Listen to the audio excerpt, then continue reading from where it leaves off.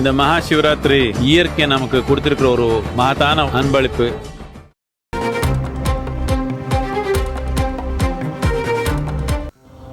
பாஜகவுடைய முதல் வேட்பாளர் பட்டியலை வெளியிட்டாங்க.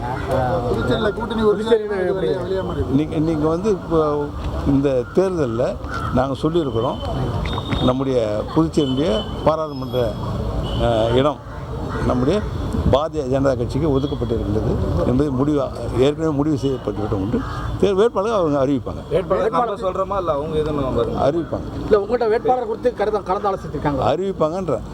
நன்றி, வணக்கம். பாஜகவுடைய முதல் வேட்பாளர் பட்டியலை வெளியிட்டாங்க.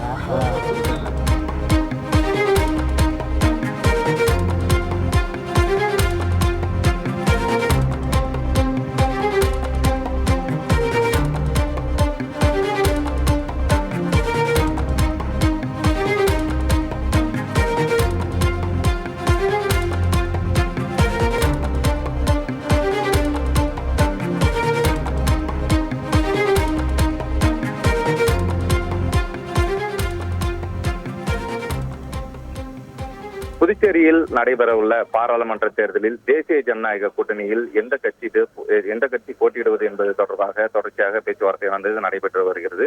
தேசிய ஜனநாயக கூட்டணியின் தலைவரும் புதுச்சேரி மாநில முதலமைச்சருமான ரங்கசாமியிடம் தொடர்ச்சியாக பாஜக மேலிட பொறுப்பாளர் நிர்மல்குமார் சுரானா, பாஜகவின் மாநில தலைவர் உள்ளிட்ட அமைச்சர்கள் தொடர்ச்சியாக முதலமைச்சர் ரங்கசாமியை சந்தித்து பேச்சுவார்த்தை நடத்தி வந்தனர். இதனிடையே புதுச்சேரியில் உள்ள மக்களவை தொகுதியில் எந்த கட்சி போட்டியிடுவது என்பது தொடர்பாக பேச்சுவார்த்தை நடைபெற்று வந்த நிலையில் இன்றைய தினம் புதுச்சேரியில் நடைபெறவுள்ள தேர்தலில் பாரதிய ஜனதா கட்சி போட்டியிடப் போவதாக முதலமைச்சர் ரங்கசாமி அதிகாரப்பூர்வமாக அறிவித்துள்ளார்.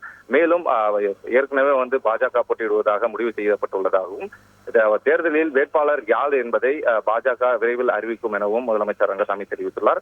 இதேபோல் தேர்தல் பிரச்சாரத்திற்கு புதுச்சேரிக்கு பிரதமர் மோடி வரவுள்ளதாகவும் முதலமைச்சர் தெரிவித்துள்ளார். எனவே புதுச்சேரியை பொறுத்தவரையில் நடைபெறவுள்ள மக்களவைத் தேர்தலில் தேசிய ஜனநாயக கூட்டணியில் பாஜக போட்டியிடுவது உறுதியாகி உள்ளது.